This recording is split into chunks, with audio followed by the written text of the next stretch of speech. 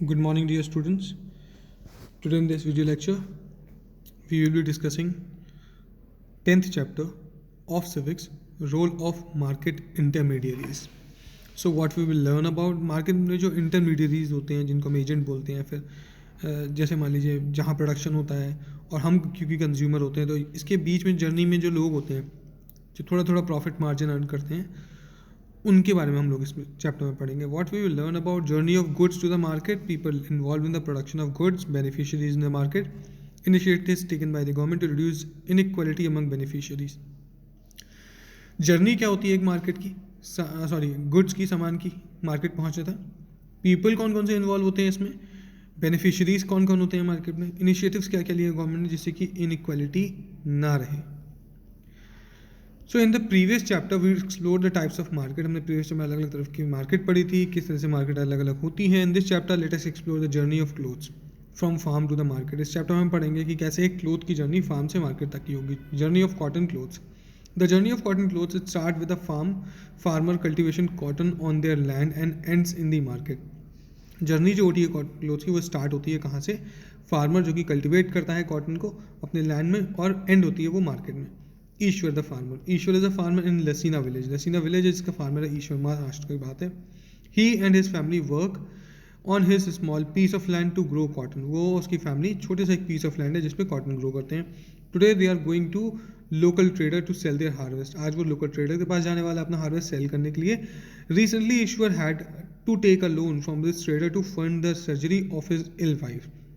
अभी जल्दी में ईश्वर ने उस ट्रेडर से लोन लिया था अपनी वाइफ की सर्जरी कराने के लिए. He also needed the money to arrange for the inputs of his farming. साथ साथ में उसको कुछ मनी की नीड थी फार्मिंग के इनपुट्स के लिए, जैसे क्रॉप, साथ साथ में सॉइल और उसमें पड़ने वाला manure, fertilizer. The trader took advantage of this situation of Ishwar and made him promise that he would sell his cotton. जो ट्रेडर था उसने इस चीज़ का एडवांटेज लिया और ये कहा कि जब ईश्वर अपना जो जितना भी और ये प्रॉमिस किया ईश्वर ने और उसके साथ कि जितना भी सेल होगा वो उसको सेल कर देगा पर्टिकुलर प्राइस पे. Harvest to him at a price of 1000 per quintal. 1000 per quintal के हिसाब से वो सेल कर देगा. Ishwar knew that the market price of cotton is ₹2500 per quintal. जो मार्केट प्राइस है वो कितना है, ₹2500 पर क्विंटल है. However he did not have any choice but to concede the demand to the demand of the trader. उसके पास कोई choice नहीं थी, जबकि उसने क्या करा, जो ट्रेडर थी उसको डिमांड को उसको मानना पड़ा. At the end of 4 month long hard work and the journey of a whole day Ishwar could receive only 5000 for 5 quintal of cotton when he could have sold the same for ₹12,500. अब पूरे दिन की मेहनत के बाद, 4 महीने की मशक्क़त के बाद उसको सिर्फ ₹5000 मिलते हैं अपने 5 क्विंटल कॉटन के. और अगर वो इसी कॉटन को सेल करता मार्केट में जाकर तो उसको 12,500 मिलते. Out of that too, Ishwar gave ₹1,000 to the trader in order to pay the third installment of his loan to the trader.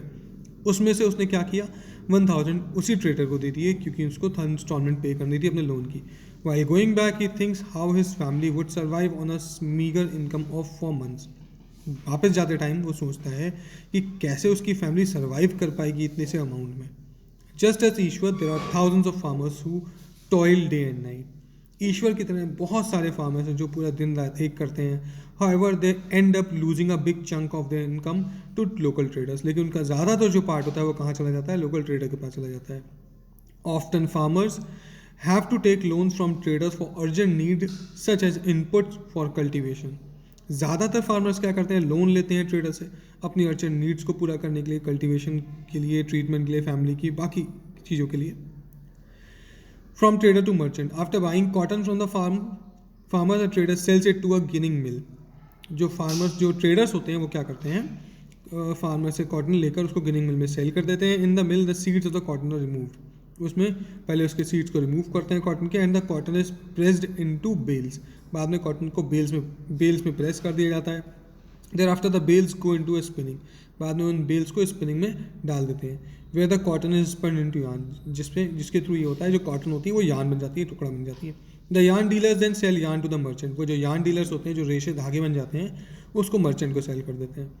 Putting of system. Merchants who buy yarn are known to have extensive contact across the country. जो merchant होते हैं उनका contract पूरी country में होता है. Contact होता है। These contacts help them to get order from clothes from garment industries. उनको अलग अलग गारमेंट इंडस्ट्रीज से ऑर्डर मिलते हैं। Once they get the order they distribute the work along with the purchase yarn to the weaver. जब उनको order मिलता है तो एक बार वो क्या करते हैं, जो वर्क होता है उसको डिवाइड कर देते हैं, जो परचेज यार्न वीवर्स होते हैं उनको। The weavers then weave the yarn into clothes and bring it back to the merchant in lieu of small sum of money.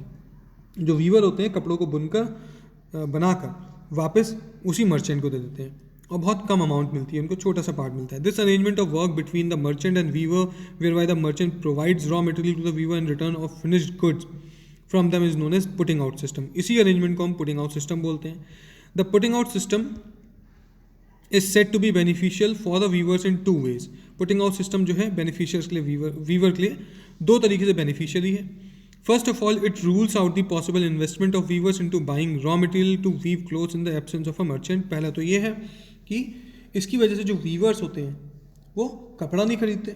Second ये होता है, it provides them with a fix market for the finished good. उनका जो finished good होता है उसके लिए एक फिक्स मार्केट मिल जाती है। However such a dependence on the merchant brings about its own share of disadvantages as well as for the weavers. लेकिन इस वजह से ये होता है कि जो डिपेंडेंसी हो जाती है वो ज़्यादा हो जाती है और इसमें वीवर को कहीं ना कहीं लॉस होता है। Owing to their powerful position, merchant often very low price to the weaver। अपनी पावरफुल पोजीशन की वजह से मर्चेंट क्या करते हैं, बहुत ही कम प्राइस पे करते हैं वीवर्स को। और weaver spend most of their savings along with borrowed money to set up looms. Weavers का भी वही काम होता है, जो पास में पैसा होता है कुछ मनी बोरो करके वो लूम्स खरीदते हैं। Moreover they also spend 12 to 14 hours a day to finish the order of the merchant on time. वो 12 से 14 घंटे लगाते हैं उस ऑर्डर को फिनिश करने के लिए। However in spite of all these investment they get to earn a small share of the income that the merchant earned by selling the clothes to the garment factory। लेकिन इन सब चीज़ें करने के बावजूद भी उनको बहुत ही कम अमाउंट मिलती है, right. Cooperatives. A cooperative refer to the coming together of people with similar interest. Cooperative एक ऐसी एरिया होता है या फिर हम मान सकते हैं एक ऐसी सोसाइटी होती है जिसमें एक ही इंटरेस्ट के लोग आते हैं to work towards a shared goal of mutual benefit and welfare. जिन सबका एक ही गोल होता है कि जो भी कुछ बिके या फिर जो भी वर्क हो उसमें सबका इक्वल शेयर हो और वेलफेयर हो। It is form to reduce the dependency of the people at the base such as weaver and artisans on intermediaries such as merchant. Okay, इसका मेन बेस यही था कि जो लोग दूसरों पर डिपेंडेंट हैं उनकी डिपेंडेंसी को ख़त्म किया जाए और वो एक साथ आए। जैसे वीवर्स हो गए, आर्टिसंस हो गए, वो बेसिकली मर्चेंट पे डिपेंड होते हैं, तो मर्चेंट को हटाकर उन्होंने खुद ही अपना एक कोऑपरेटिव स्टार्ट कर लिया। In a cooperative group, people invest together to produce raw material and work together to produce finished goods and sell them directly in the market. For example, in a weavers cooperative, weaver invest together to get yarn, then work together to weave yarns into clothes and sell it in the market. Cooperative provides much better prices to the people who work hard on producing goods. Cooperative में लोग क्या करते हैं, वो सारा सामान खुद खरीदते हैं, खुद ही उसको वीव करते हैं, खुद ही यार्न में कन्वर्ट करते हैं, बाद में खुद ही उसको मार्केट में जाके सेल कर देते हैं। इसकी वजह से जो होता है, जो वर्कर्स होते हैं उनको ज़्यादा बेटर प्राइस मिल पाता है। The government also assist cooperative groups by buying the finished products from them. Government भी उनको असिस्ट करती है उनसे सामान खरीद कर। From government factories to market, once the garment factories receive clothes, जब गवर्नमेंट फैक्ट्रीज को क्लोथ्स मिल जाते हैं, they use to stitch clothes as per the orders they receive from powerful buyers and both national and international. तो जो powerful buyers से उनको orders मिलते हैं, उनके ऑर्डर्स को बनाना शुरू कर देते हैं। These buyers consist of business persons from India as well as other countries who runs chains of leading apparel stores। वो जो buyers होते हैं वो कहाँ से होते हैं, अलग अलग business person से होते हैं, कहीं से भी हो सकते हैं, जो कि पूरे apparel stores की chain चला रहे होते हैं। These buyers demand the best products at the lowest price। वो buyers जो हैं वो best products मानते हैं lowest price पे। If an order does not meet their quality standards or get delivered on time, they do away with the entire order। अगर उनका order time पे नहीं मिल पाता है, फिर मीट नहीं कर पाता एक्सपेक्टेशंस क्वालिटीज़ को, तो वो पूरा ऑर्डर किसी और को दे देते हैं। Thus the garment factories take utmost care in delivering the best products to the buyer. इसलिए जो गारमेंट फैक्ट्रीज होती हैं वो अटमोस्ट केयर रखती हैं कभी भी प्रोडक्ट को डिलीवर करते time. However in doing so they try to cut down on the cost and get the maximum efforts from the workers at the minimum wages. इसमें वो क्या करते हैं, इसमें वो जो वर्कर्स होते हैं उनसे बहुत ज़्यादा लेबर पे वर्क ली जाती है, राइट, जिससे कि ज़्यादा से ज़्यादा प्रॉफिट गेन हो सके मैक्सिमम एफर्ट्स पे। Also they do not provide any health care benefits और job securities to the worker. साथ साथ में किसी तरीके का कोई हेल्थ केयर बेनिफिट नहीं होता, कोई जॉब सिक्योरिटी नहीं होती। They are paid a fixed wage in accordance with their skills. उनको फिक्स्ड वेज मिलती है उनकी स्किल्स के according. Okay, for example, while a tailor is paid 3,000 to 4,000 per month, a packer is paid 10,000 to 10 to 20 rupees piece per. However, all these people, irrespective of their wage, are required to work 14 to 12 to 14 hours. Right? जो पैकर होते हैं उनको 10 से 20 रुपये मिलते हैं एक piece के, और इन सारी चीज़ों को छोड़ते हुए उनको वर्क करना पड़ता है 12 से 14 आवर्स अ डे, कम से कम 12 से 14 घंटे। So after the garments are ready, the factories sell them to the buyers, who further sell them in their big outlets at quadruple prices.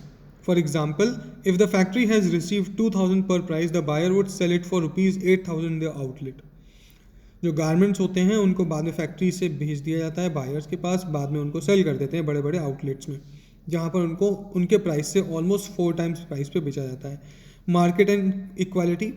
As we know by now, the journey of goods to the market involves a large set of people. However, in the process, each one of the actors receive different proportion of benefits. Okay, हमें पता चल गया कि जो goods होता है वो किस तरह से मार्केट में जाता है, क्या क्या इन्वॉल्वमेंट होती है, कौन कौन से प्रोसीजर्स होते हैं, और इसमें कितना कितना बेनिफिट होता है लोगों का। For example, while powerful buyers with big outlets in the country and abroad earn the maximum in the process, traders and merchants receive only moderate gains, and lastly, farmers, weavers and workers earn the least. सबसे जो ज़्यादा इसमें income generate होती है वो किसकी होती है? जिनके बड़े बड़े आउटलेट्स होते हैं कंट्री में, कंट्री के बाहर।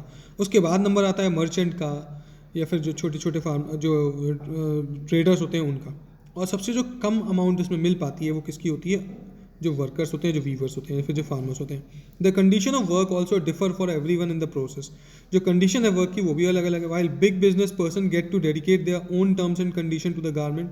जो बड़े बड़े बिग बिजनेस पर्सनस हैं वो अपने टर्म्स एंड कंडीशन पे गारमेंट खरीदते हैं। Factories and exporters, farmers, weavers and workers are often forced to work as per the condition imposed on them by the more powerful in the market. जिसमें ज़्यादा powerful होती जो ज़्यादा powerful workers होते हैं, सॉरी ट्रेडर्स होते हैं, वो ज़्यादा से ज़्यादा कंडीशन इम्पोज करते हैं, उसके अकॉर्डिंग वर्क भी करना पड़ता है छोटे छोटे वर्कर्स को। They work under the constant fear of losing work. उनमें हमेशा डर रहता है काम को खोने का। And thus their limited resources to survive. इसलिए उनके पास जो रिसोर्सेज होती हैं वो क्या होती है? लिमिटेड होती हैं। Such an unequal set of condition widens the existing gap between the rich and poor. ये इस तरह की कंडीशंस हैं ये बहुत बढ़ती चली जा रही है, जिसकी वजह से क्या हो रहा है? रिच और पुअर के बीच में गैप भी बढ़ता चला जा रहा है। तो the poor get the opportunities to work. Poor को अपॉर्चुनिटीज मिलती है वर्क करने की। The condition of work lead to the rich getting richer and poor becoming poor. लेकिन इस तरीके का वर्क होता है जिसकी वजह से जो रिच है वो और ज़्यादा रिच होते चले जा रहे हैं, जो पुअर है और गरीब होते चले जा रहे हैं। As a result the poor remain dependent on the rich and powerful for their survival and lose their confidence in the democratic system which thrives on the principle of treating everyone equally. जिसकी वजह से क्या होता है? जो poor होते हैं उनका कॉन्फिडेंस कहीं ना कहीं डेमोक्रेटिक सिस्टम से हटता चला जाता है, जिसके जो प्रिंसिपल है वो ये है कि हर किसी को इक्वली होना जरूरी है। One of the measures to reduce this inequality and dependence has come up in the form of cooperatives.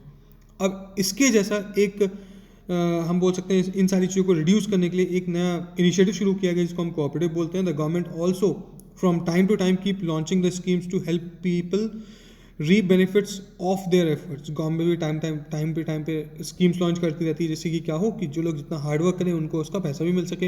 However it can only be achieve with strict adherence to the law. लेकिन ये सिर्फ तभी achieve हो पाएगा जब जो laws होंगे वो बहुत ज़्यादा स्ट्रिक्ट होंगे। China, one of the neighbouring countries in India, is one of the largest exporters of goods in the world. Thank you very much. Complete the question answers.